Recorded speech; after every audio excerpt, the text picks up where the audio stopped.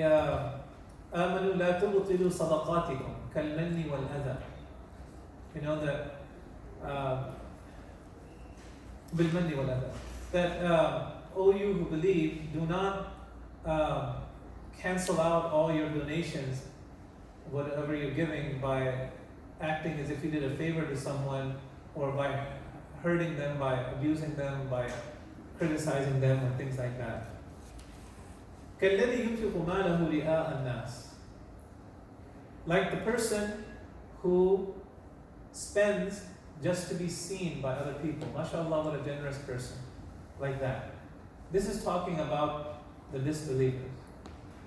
If you check in, and you can check this on your own in Surah 4, Ayat 38, Allah subhanahu wa ta'ala again talks about those people who give just to be seen by other people. In Surah 4, Ayat 38. In Surah Al-Anfal, Surah 8, Ayat 47, again Allah subhanahu wa ta'ala talks about those people who do things to be seen by other people. And this is talking about the disbelievers. About the hypocrites, the munafiqeen, Allah subhanahu wa ta'ala talks about this in the very first surah, in the very first few ayat, the second surah, Surah Al-Baqarah, the first one being Surah Al-Fatiha. Allah subhanahu wa ta'ala talks about Surah Al-Baqarah, Surah 2, Ayah 8, that Allah subhanahu wa ta'ala says they try to cheat Allah, but the thing is that they only cheat themselves. They try to cheat Allah and the believers, but they only really cheat themselves. You know, and basically what they're doing is that Allah subhanahu wa ta'ala is talking about them, that they are hypocrites who are just pretending to be Muslims. They show that they're Muslims, but they're really not. They're just showing off their iman. That's the point that is being made there. If you check out Surah Al-Nisa, Surah 4, Ayah 142 or 143, Allah subhanahu wa ta'ala says, you know, and it's talking about the munafiqeen, the hypocrites, that وَإِذَا قَامُوا إِلَى الصَّلَاةِ قَامُوا كُسَالَى يُرَاءُونَ النَّاسِ وَلَا يَذْكُرُونَ اللَّهَ إِلَّا قَلِيلًا. That when they get up for the salah, they get up very lazily, the hypocrites, and they get up just to be seen by the people, and they remember Allah but little. So again, this quality of showing off is something that is particular to the hypocrites and to the disbelievers. It's not becoming of the believers in any way. And the disbelievers, you don't expect much from them anyway, because they don't respect Allah to begin with. So they're not going to respect Allah's watch, Allah's presence, and they're not going to respect the consequences of it in the hereafter, because they don't believe in the hereafter to begin with. So they're not going to appreciate all of that, to begin with. So Allah subhanahu wa ta'ala in these ayat in the Quran condemns this issue of showing off. Rasul sallallahu alayhi wa sallam himself in the Sunnah talked about the first people that are going to be taken into the hellfire.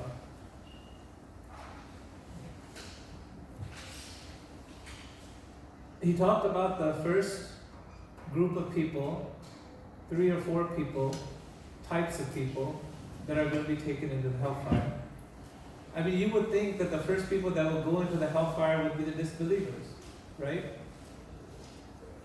But the first people who are going to be taken into the hellfire, Rasul sallallahu alayhi wa sallam in a long hadith says, the first one that's going to be taken into the hellfire is a person who comes forward and Allah subhanahu wa ta'ala reminds him of all the blessings that Allah has given this person in terms of iman and money and tools and weapons and whatever, to be able to fight in the way of Allah. And so Allah reminds him, and the person acknowledges, yes, I received all those things. And so then Allah asks, so what did you do with all that? So he says, well, I fought in the way of Allah to establish Islam. So Allah subhanahu wa ta'ala says, kadabt, you're lying. That's not true. The reason you fought was so that people will say, jari, that you're very courageous and brave. That's the reason you fought. Not for the sake of Allah, but so people will say that you were brave. فَقَدْ قِيلَ. And this was said. So people said all that about you. And then it will be ordered, Allah will order this person to be taken by the angels. He'll be dragged on his face to the hellfire. Why? Because the intention was not to please Allah, but he wanted to be known as somebody brave among the people, somebody courageous, a warrior. The second person that's going to be brought, and the third person, one is a person who Allah had blessed with knowledge. The other one Allah had blessed with the Quran, to memorize the Quran. And they will be brought forward, and they will be asked the same question. So, do you recognize that Allah blessed you with all this? They will say, yes, we totally acknowledge all the blessings. So what did you do with those blessings? Well, Allah, I taught as many people as I possibly could. I taught the word, I taught the message, and I taught the Quran, and we did all this work. Allah subhanahu wa ta'ala will say, kadab. No, you're lying. Because you really did it, so people will call you a scholar. And you really did it, so people will call you a qari. That's the reason you did it. You didn't do it for Allah. And then that person will be taken by the angels and dragged on his face to the hellfire.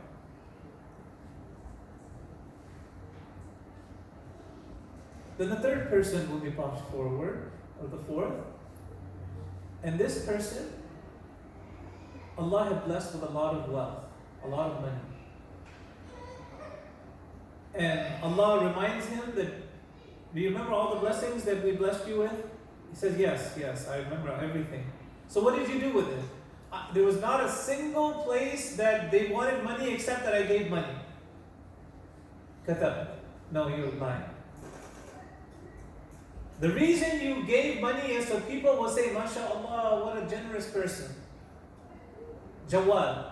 So generous, so nice, so kind, so giving. That's the reason you gave the money. You didn't do it for the sake of Allah. So that person now will be taken by the angels, dragged on his face, and put into the hellfire.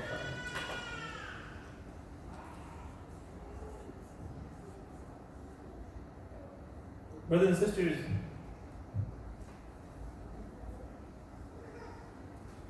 it's difficult not to be emotional about a hadith of this nature. It has to strike your heart with total iman.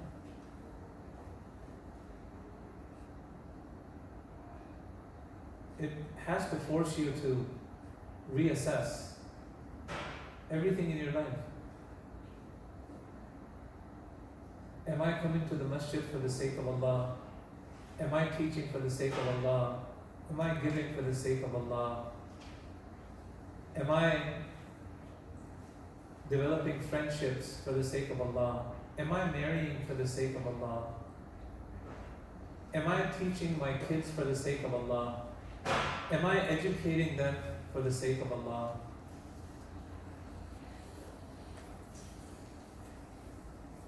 When I go for recreation, is it for the sake of Allah? And by the way, you can do it for the sake of Allah. Recreation is not something that you don't. As Muslims, it doesn't mean we shouldn't do recreation. We should. When I'm reading the Quran, am I doing it for the sake of Allah? When I'm learning and speaking in public, am I doing it for the sake of Allah? If not, then all of this is going to be thrown back in my face. And it could just be an issue of showing off.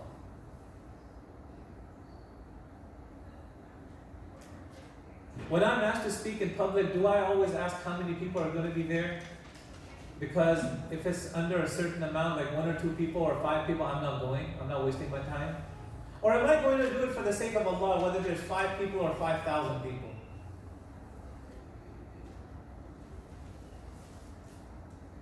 Why? When I go and help people, do I only help people who have a certain status in the community, they're rich folks? Or do I help the poor as well? Do I only help people who are from my background and don't help other people from other backgrounds because I don't like them? Am I doing it for the sake of Allah?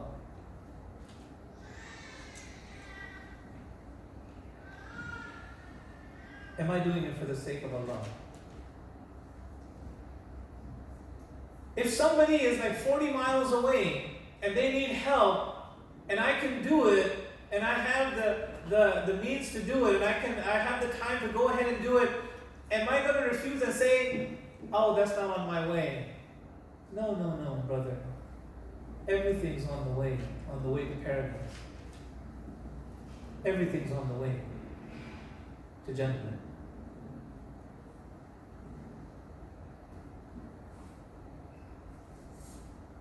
Or do I want to show off and say, well, do you know that I took 40 miles to go to this one place, and this is what happened, and 40 miles back, and mashallah, alhamdulillah, Allah gave me patience. Show off. Why are you saying all that? Brothers and sisters, some of the signs, or one of the issues of showing off is that Allah subhanahu wa ta'ala is extremely severe about the insincerity.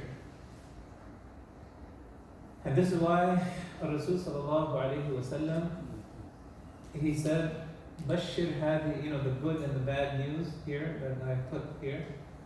In a hadith of Rasul sallallahu alayhi wa sallam, he said that, congratulate my ummah for its supremacy. Bashir hadi al-ummah bis-sana wal-rif'a wal-deen wal-tamkeen fil-ard. Congratulate this ummah for its supremacy and its elevation, being tops among the people, and this beautiful deen that they have been given, Islam, and the fact that they will eventually gain control of the lands on the earth. فَمَنْ عَمِلَ مِنْهُمْ عَمَلَ الْآخِرَةِ لِلدُّنْيَا لَمْ يَكُنْ لَهُ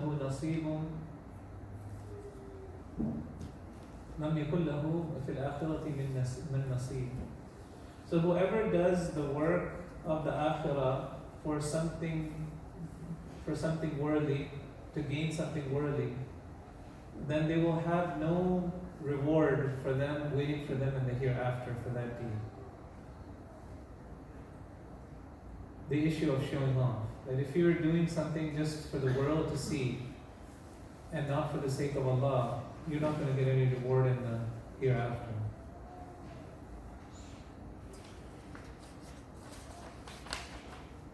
Rasul sallallahu alayhi wa sallam, one time he said, Man samma'a samma'a Allahu bihi, wa man yura'i yura'i Allahu bihi. Whoever wants other people to hear what they did, Allah will certainly get other people to hear of what they did. But you know when? On the Day of Judgment. Allah subhanahu wa ta'ala will get everybody to hear about the corrupt intention, the polluted intention of the person. So whoever does things in this world and wants to hear that other people really appreciated it, other people really, they're doing it so they can hear how great they are in serving other people, Allah, and that's what they feed off of, Allah will definitely do the same thing to them, but in the hereafter. Allah will get other people to hear about the corrupt and the polluted intention that was there to begin with. وَمَنْ يُرَائِ اللَّهُ بِهِ. And whoever does things to be seen in this world, Allah will definitely expose that person in front of all of creation and show them the polluted intention that they had, the lack of ikhlas that they had. مَا مِنْ عَبْدٍ يَقُومُ فِي الدُّنْيَا. There's never a servant of Allah that gets up in this world يقوم مقام السمعة والرياء There's not a single servant of Allah who gets up in this world and adopts a posture of insincerity, of whether being heard or being seen by others. إلا سمع الله به على رؤوس الخلائق يوم القيامة. Except that Allah will expose this person in front of all of creation on the Day of Judgment. The danger of insincerity. The danger of insincerity. One time when Rasul sallallahu alayhi wa sallam, he said, إِيَّاكُمْ وَشِرْكُ السَّرَائِرِ. You know, don't you dare do the hidden shirk, the private shirk, the concealed shirk. Don't you dare do this. Be aware of this. So the Sahaba, they said, وَمَا شِرْكُ السَّرَائِرِ يَا رَسُولَ اللَّهِ. O Messenger of Allah, what is this private, hidden shirk, this subtle shirk? So he said, يقوم الرجل فيصلي فيزين صلاته جاهدا لما يرى من نظر الناس إليه فذاك شرك السرائر. This person gets up and does 2 rak'ahs and he adorns his salah. He lengthens it, or he makes it special, and he works hard at making it really special because he's seeing that other people are watching him. This is the subtle shirk.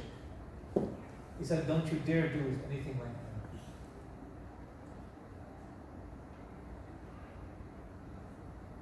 Brothers and sisters, the danger is that when we do this, our deeds are not accepted by Allah subhanahu wa ta'ala. You might give $1 million in the way of Allah, but then if you brag about it, it was just rejected by Allah. You might do a ton of work for an Islamic school or Islamic center or a relief agency, and then you brag about it. You expect accolades and honors and honorariums and all those different things. If you get it without you asking, alhamdulillah, this is, bushra al-mu'min. This is glad tidings for the believer. You get it without your asking. One time when Rasul sallallahu alayhi wa sallam, he said, أَخْوَفُ مَا أَخَافُ عَلَيْكُمَ الشِّرْكُ الْأَصْغَرِ. The biggest thing that I fear for you, Muslims, is the minor shirk. The minor shirk. That's the biggest thing. Not the major shirk, but the minor shirk. That's the biggest thing I fear for you, Muslims.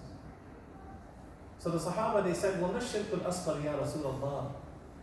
What is this minor shirk, O Messenger of Allah?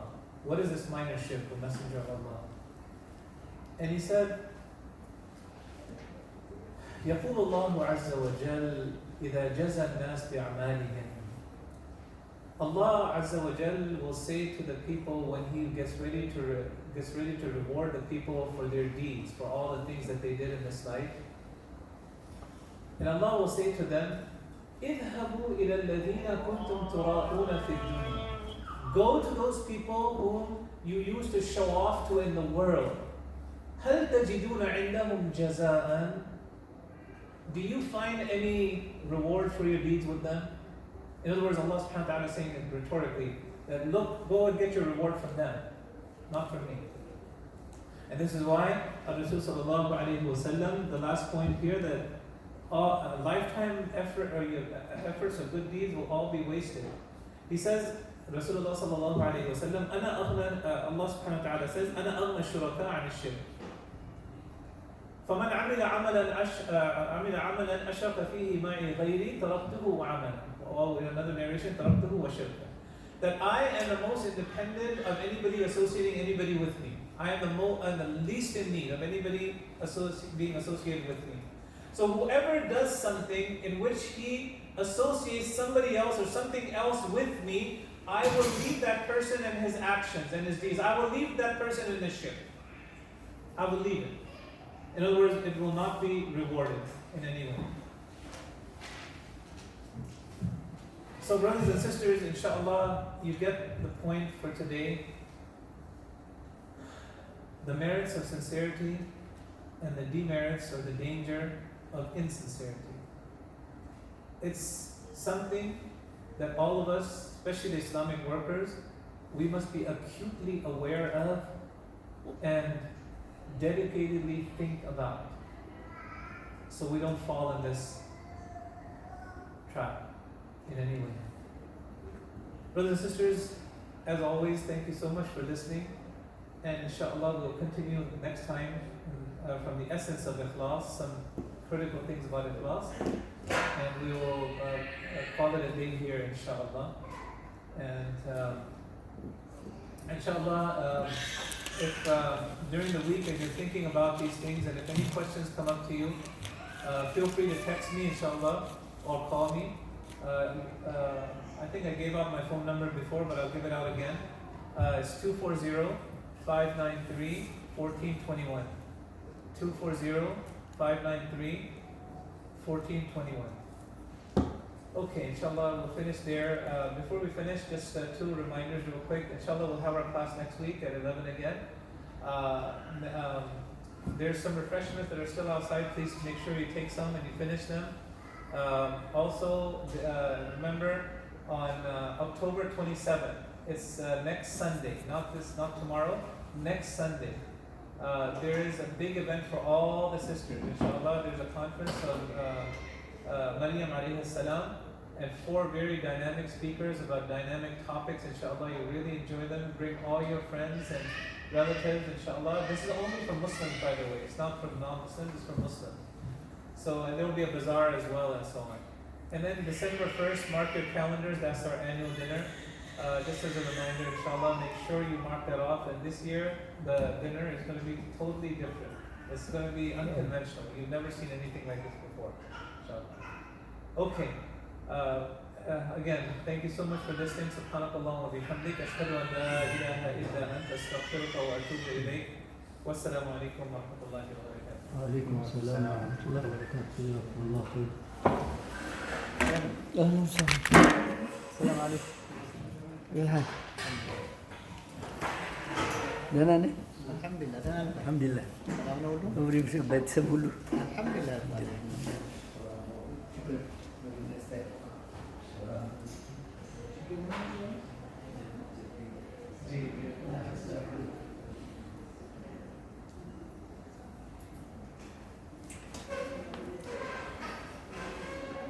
Are you recording? No, Not you. I don't know who it is. Are you recording? No. Not you. We can just pause, stop it.